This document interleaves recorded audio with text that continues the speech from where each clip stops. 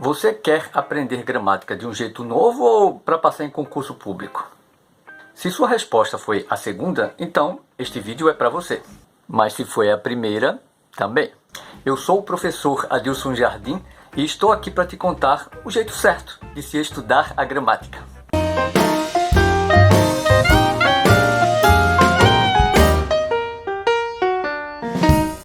Você deve ter notado o título meio apelativo e a abertura idem deste vídeo, mas vamos ser práticos? É óbvio que ninguém pode falar mal de um método de ensino milenar sem, no mínimo, oferecer alternativas, mas tampouco pode deixar de apresentar fundamentos para poder criticá-lo.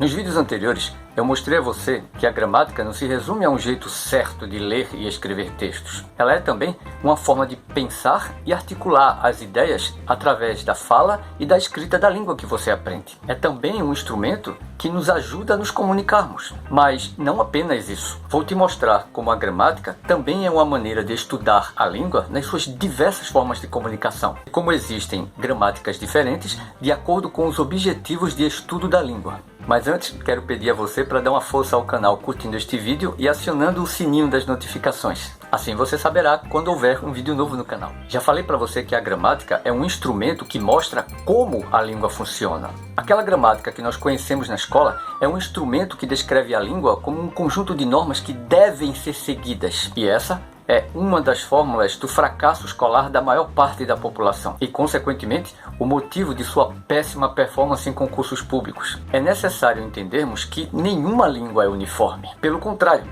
entre os falantes de um mesmo idioma, existe um número grande de diferenças entre a fala e a escrita. Essas diferenças são chamadas de variações linguísticas. Elas afetam cada falante de acordo com o lugar de onde ele veio, seu grupo social, sua idade, sua ocupação e o jeito dele de se comunicar com outros falantes em cada situação social. E não se tratam de erros para serem corrigidos, apenas de se aprender formas diferentes de se expressar. O jeito como você e outras pessoas pronunciam as palavras, isso é gramática. O jeito como você diz e escreve as palavras e as frases, isso é gramática. As palavras que você usa e o sentido que elas têm para você e para os outros, isso é gramática. Tudo isso começa antes mesmo da fase escolar. A escola não pode ser um espaço de correção de pronúncias e onde se separa o joio do trigo de quem sabe escrever. Variedade padrão é uma categoria política, regional e de quem tem status econômico. Quem dá as cartas no jogo do poder. Qual é o estado do Brasil onde se fala melhor o português? Os adultos se expressam melhor do que os jovens. As variedades urbanas são superiores às regionais. E outras bobagens como essas. É preciso que você entenda que a língua não é apenas um instrumento de comunicação eficaz. Ela é também a expressão de nossos sentimentos, do modo como construímos o mundo e como desejamos ou necessitamos nos comunicar com os outros.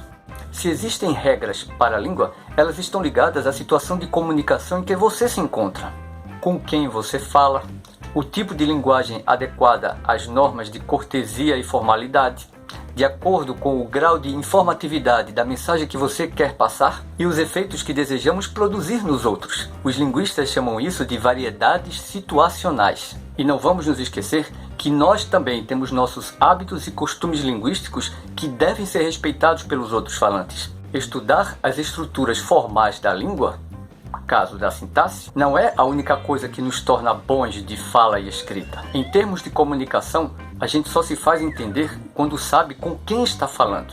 E ainda assim, pode ocorrer da outra pessoa não entender nada. Em alguns momentos, podemos não querer ser entendidos, caso da ironia ou da ambiguidade. Em outros momentos, é uma falha nossa de comunicação. E em outros momentos, nosso ouvinte ou leitor carece ele de algumas informações que deveria saber desde o início. Mas algo imprescindível em toda comunicação é uma boa dose de empatia. O famoso é conversando que a gente se entende.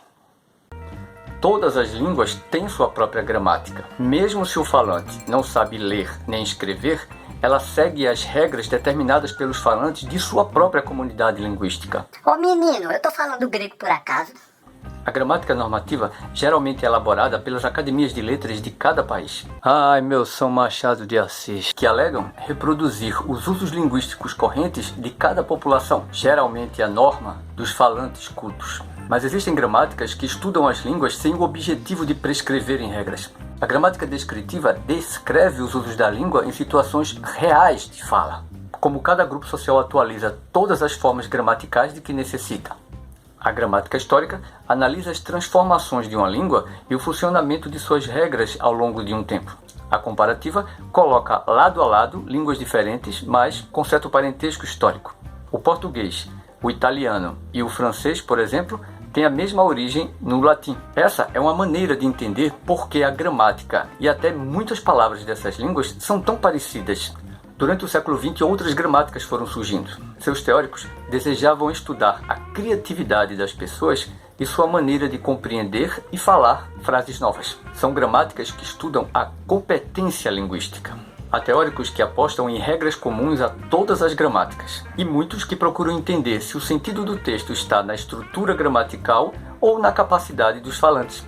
No primeiro vídeo eu dizia que a melhor maneira de se aprender análise sintática era a leitura e a escrita. Mas isso não responde à pergunta sobre o ovo e a galinha. Se nossos gramáticos não são nossos melhores exemplos, então como os escritores aprenderam a ler e escrever? E como eu vou aprender a escrever sem os gramáticos? Existem teorias que demonstram a existência de uma gramática internalizada ou interna e que atenderia às pressões do grupo de falantes, mas ainda que a língua escrita não seja necessariamente uma forma de atualização da fala, já que ambas possuem regras diferentes, ela deverá ser, portanto, uma ferramenta de estímulo e compreensão das regras da escrita. E essas regras são de todos e não são de ninguém. Se entendermos que não deveria existir uma variedade padrão, a comunicação seria mais democrática, sem cair na qualidade da comunicação. Afinal, qual é o jeito certo de se estudar a gramática? Não entendi nada. A maior parte das bancas de concursos públicos já substituiu aquela decoreba sobre termos da oração por análise e interpretação de textos, e pela lógica dos sinais de pontuação que somente leitura e escrita te dará o conhecimento necessário. Se você ainda acha que competência linguística é coisa de poetas e escritores, não jogue sua gramática pela janela. O seu problema é que você lê muito pouco e quase sempre a mesma coisa. A gramática, apesar de necessária na escola e de ser um fato na língua, tem sido utilizada para impor regras e condutas morais de um único grupo, e geralmente distante da realidade linguística nossa de cada dia. A tarefa da escola e dos professores, como você pode ver, não é das mais fáceis. Para mudar o estudo da gramática, a escola precisa parar de tentar formar falantes ideais e aptos para serem vencedores na vida. Se você chegou até aqui e ainda espera um recadinho para passar em concursos públicos, leia bastante e de tudo o que puder. Afinal, seus professores já te alfabetizaram. Agora, você precisa desenvolver os vários letramentos. A língua também é feita de diversos códigos linguísticos e somente a leitura vai te dar conhecimento de todos eles. E se você gostou do vídeo, dê aquela curtida e comente aqui embaixo. Sua participação é muito importante. Valeu e um grande abraço.